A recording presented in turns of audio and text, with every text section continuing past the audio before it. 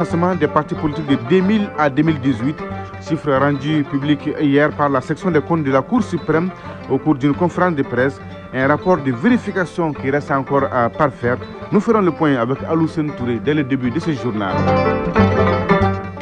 L'actualité dans les deux autres pays de l'AIS au Burkina, les membres du gouvernement sont au chevet des blessés de guerre du camp Zondouma, une façon d'encourager ces soldats et VDP qui se sont battus sur le terrain pour le retour de la paix.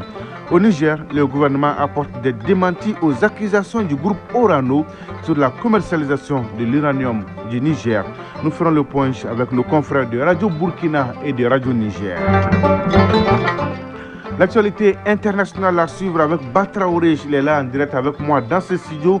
Bonjour Batraoré. Bonjour Sidiki Dameli. De quoi va-t-on parler dans votre tour d'horizon de ce mardi? Dans l'actualité internationale du jour, on note qu'en Guinée-Conakry, le président de la transition, Mamadi Doumbia, domine la présidentielle selon les résultats partiels provisoires. En RDC, le porte-parole de l'armée est suspendu après des propos anti-Tutsi. Plus de 3000 migrants sont morts en mer en tentant de revenir d'Espagne en 2025, selon un rapport de l'ONG espagnole Caminando Fronteras. États-Unis, Donald Trump et Benjamin Netanyahu parlent de la trêve à Gaza et mettent en garde l'Iran. Voilà les nouvelles qui seront développées dans la page internationale de ce journal Sidiki Dameli. Développement à suivre donc. Enfin, vous aurez le journal de la Cannes avec Seragatou Sissé, l'athlète des jours et des nuits. Bonjour Seragatou. Bonjour Sidiki Dameli. Est-ce que tout va bien? Oui, ça va, alhamdulillah. Quelles sont les grandes lignes de votre journal? Le Mali est en huitième de finale de la Cannes 2025. Les Aigles ont arraché le nul 0-0 devant les Sélacantes des Comores. Les joueurs et le staff technique se félicitent de la qualification. Les groupes C et D disputeront ce mardi la troisième et dernière journée avec des enjeux à tous les étages. Le journal de la Cannes, mais juste avant, vous aurez l'insolite du jour. Et voilà pour le sommaire. Une fois de plus, bonjour et bienvenue. Audit de financement des partis politiques. La section des comptes de la Cour suprême a rendu public son rapport sur la vérification du financement des partis politiques au Mali de 2000 à 2018, date du dernier financement. Il ressort de cette étude que l'État a financé les partis politiques en concurrence de 24 milliards de francs CFA. Cependant, suite à la décision de l'État de dissoudre les partis politiques, les enquêteurs de la section des comptes n'ont pas pu accéder aux locaux de ces anciennes formations politiques, d'où le caractère incomplet de cette enquête dont les résultats ont été présentés hier à la presse par la section des comptes de la Cour suprême. Voyons les détails avec Aloussène Touré. À la demande du gouvernement, la section des comptes de la Cour suprême a mené une étude approfondie sur le financement public des partis politiques au Mali couvrant la période 2000-2025. L'objectif de ce travail était de recenser l'intégralité des fonds publics alloués par l'État sur ces 2 décennies.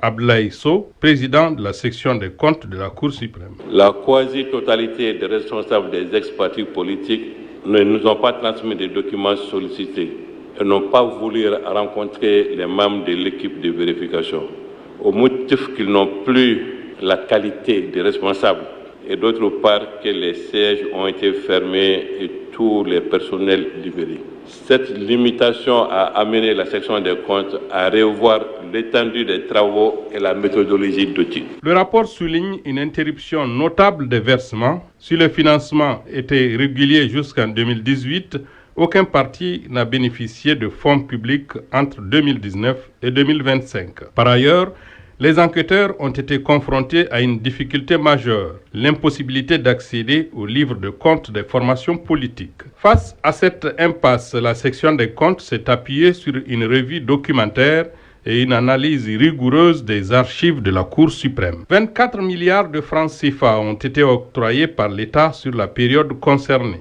144 partis politiques ont été audités. Les formations sans existence légale ou n'ayant jamais fourni de rapport financier ont été exclues de l'analyse. Abdoulaye Sow, président de la section des comptes de la Cour suprême. Nous avons constaté que 151 partis, soit 51,2% du total des partis politiques, n'ont jamais déposé leur compte annuel à la section des comptes. La redevabilité étant un principe cardinal de bonne gouvernance, la Cour recommande pour l'avenir aux partis politiques de déposer régulièrement leurs comptes de gestion à la section des comptes. Au gouvernement de sanctionner le manquement à cette exigence en insérant dans la future charte des partis politiques des dispositions relatives au retrait du récépissé, c'est-à-dire la dissolution.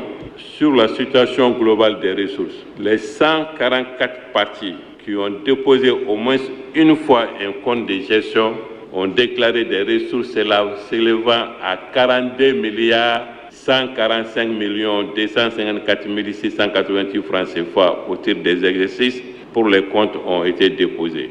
Ces ressources se répartissent comme suit. Les ressources propres des partis, leur propre argent, si vous voulez, 16 milliards 646 845 105 francs.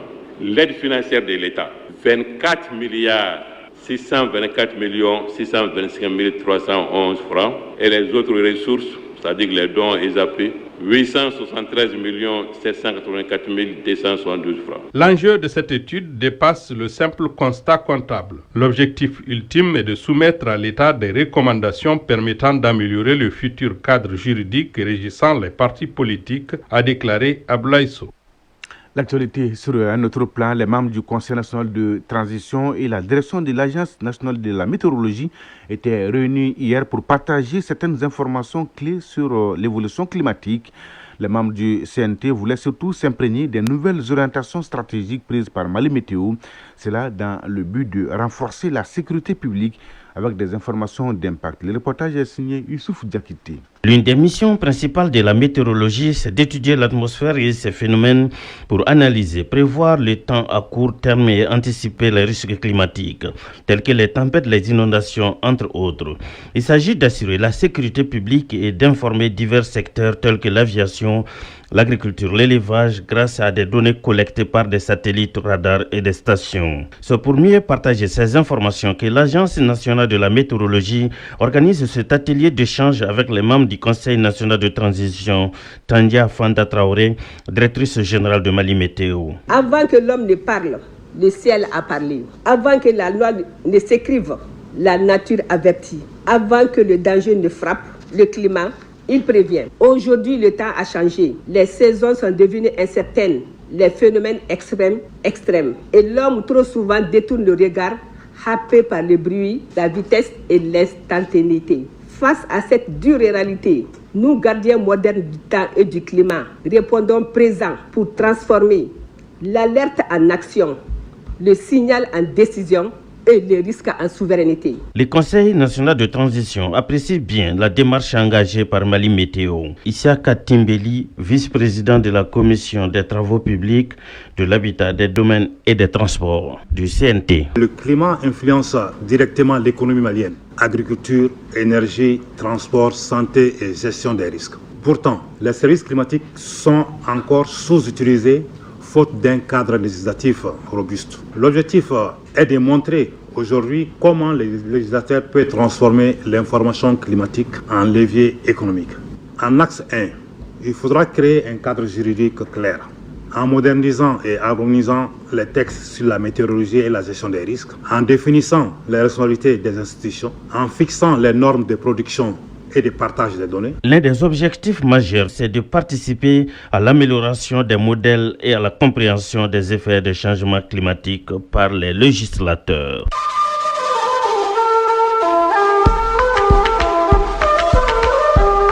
AES Actualité.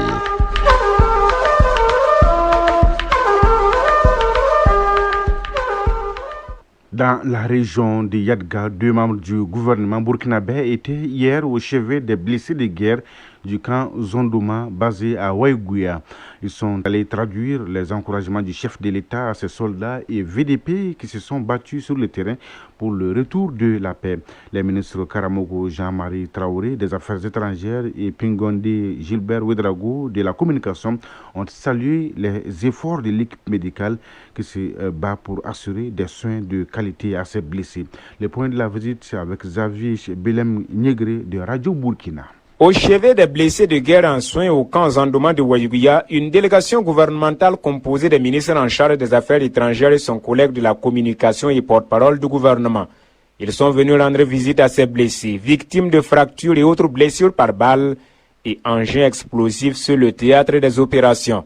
La délégation gouvernementale, accompagnée par le gouverneur de la région, est venue traduire les encouragements du chef de l'État à ses blessés, selon le ministre Pekdewende Gilbert Ouedraogo. Nous avons fait le choix de venir dans ce centre médical pour être très proche de ces blessés revenus donc du champ de combat. Ils ont été très valeureux. Ils ont travaillé en symbiose avec beaucoup de détermination, beaucoup de patriotisme. Malheureusement, le sort a voulu, sur le terrain, qu'ils rencontrent des difficultés, donc des blessures. Mais aujourd'hui, nous sommes rassurés parce que eux tous sont pris en charge par des médecins militaires qui sont également très engagés. Nous les avons vus dans une situation réconfortante, avec un moral au top. Et nous voulons rendre grâce à Dieu pour cela. Prise en charge par une équipe médicale militaire, ces blessés recouvrent progressivement la santé et cette visite est un réconfort qui va contribuer à soulager ces blessés, selon le médecin-chef de ce centre médical, Adama Mamboué. Les visites font partie intégrante du protocole de prise en charge des blessés psychiques. Donc au-delà de la blessure physique que les gens voient,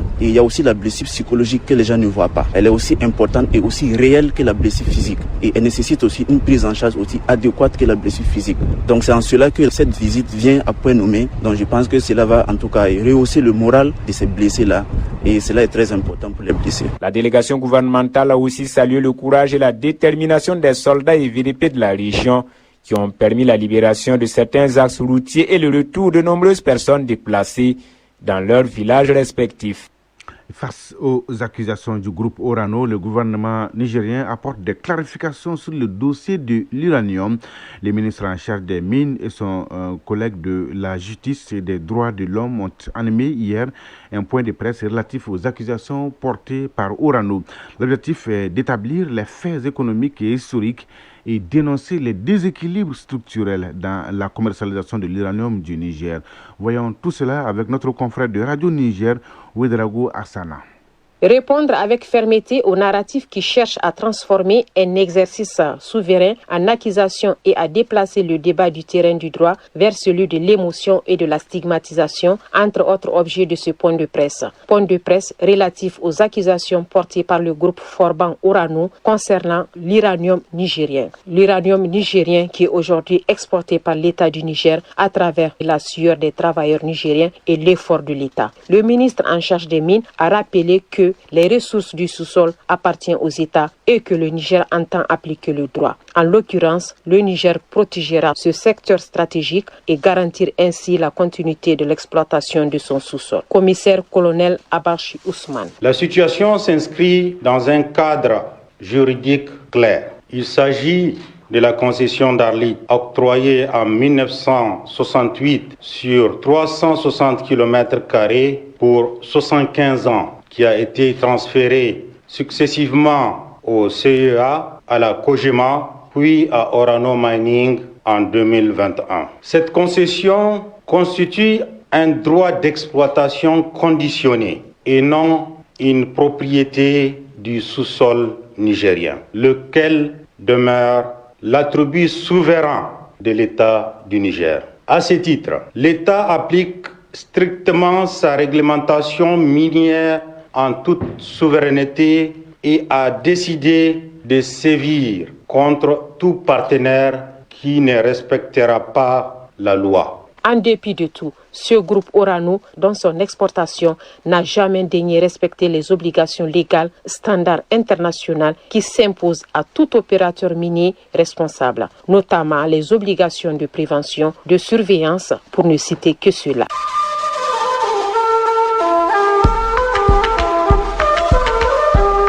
AES Actualité.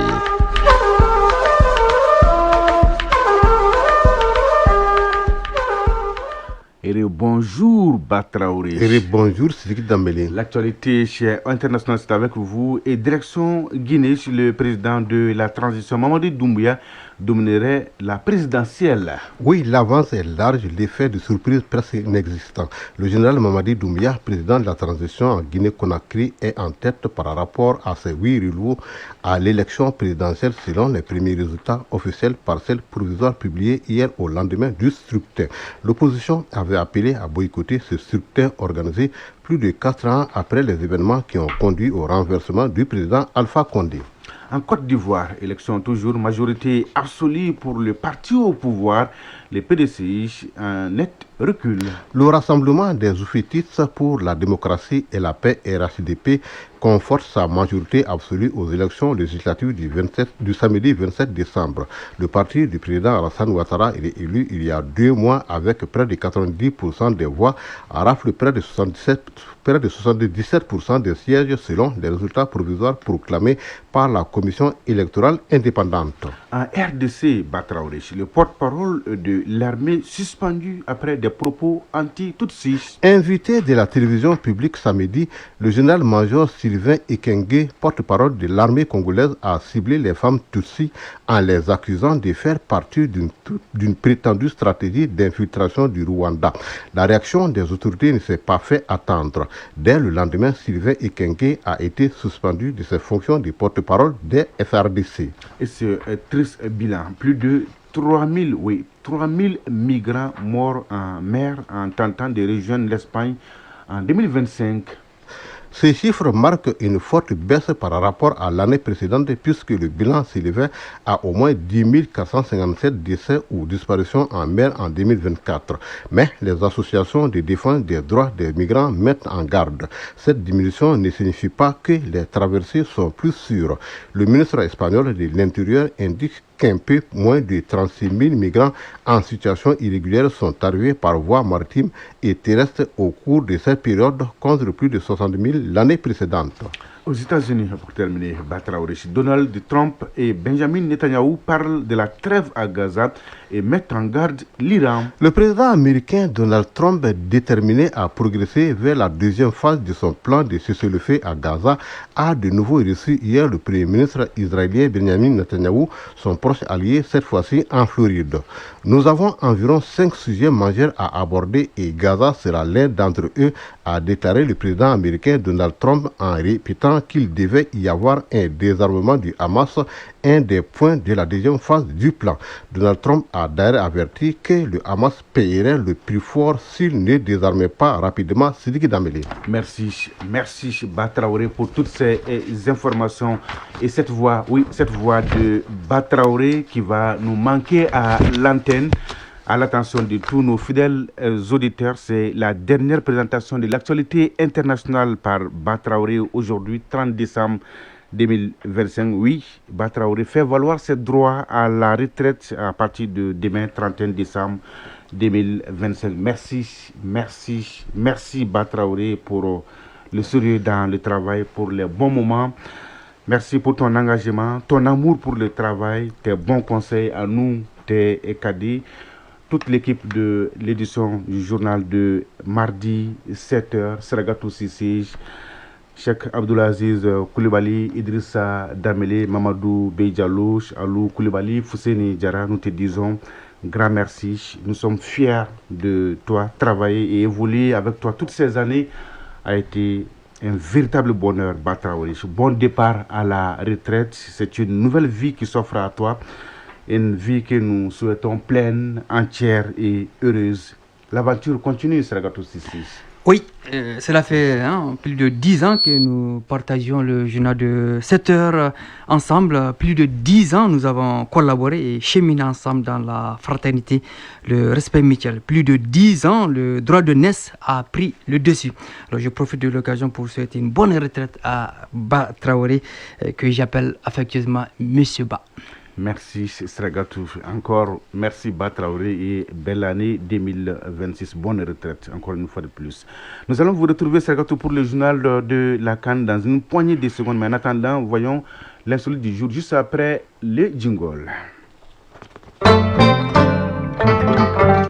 Et oui, l'insolite du jour, Seragatou. Nous sommes dans l'intérieur du pays où une équipe de football se déplace avec ses joueurs vedettes. Une scène incroyable s'est produite avant les matchs. C'est du jamais vu, Seragatou. Vous étiez là, vous avez tout suivi. Racontez-nous tout. La scène a eu lieu à 180 km de Bamako. Pour la première fois, les joueurs de l'équipe en question quittent leur village natal pour aller disputer un match ailleurs. Ouais. Après les salutations d'usage des 22 acteurs, les équipes posent pour la postérité.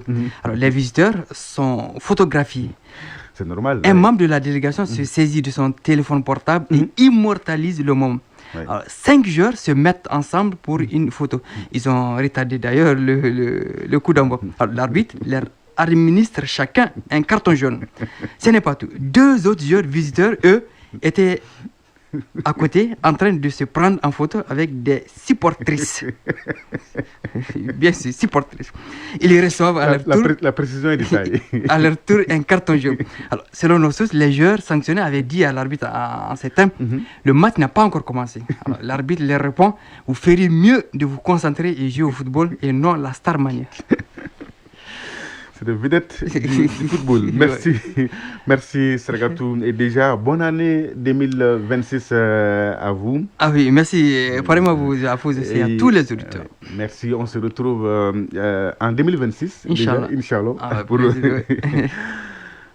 7h22 à Nyamanasso, à Djéné et à Banamba. C'est donc tout pour ce journal. Merci, grand merci à Batraoré et à Idrissa Damele qui m'ont aidé à la réalisation, aux opérations techniques Mamadou Beidjalo. La mise en ligne est assurée par Cheikh Abdoulaziz Koulibaly à la coordination Bourama Traoré, présentation Sidiki Damele. Merci de votre fidélité et de tous vos soutiens, c'est très réconfortant. L'info continue sur votre chaîne tout de suite. Le journal de la Cannes avec Saragato Sissi, suivi des avis et communiqués avec Foussini Diarra. Et à 13h, vous avez rendez-vous avec Soumela Berté pour la deuxième édition du journal. La pensée du jour signée Bernard Le Bouillet de Fontenelle. Le plus grand secret pour le bonheur, c'est d'être bien avec soi. Oui, le plus grand secret pour le bonheur, c'est d'être bien avec soi. Mesdames et messieurs, prenez soin de vous et des autres et encore tous nos vœux de bonne et heureuse année 2026. Au revoir.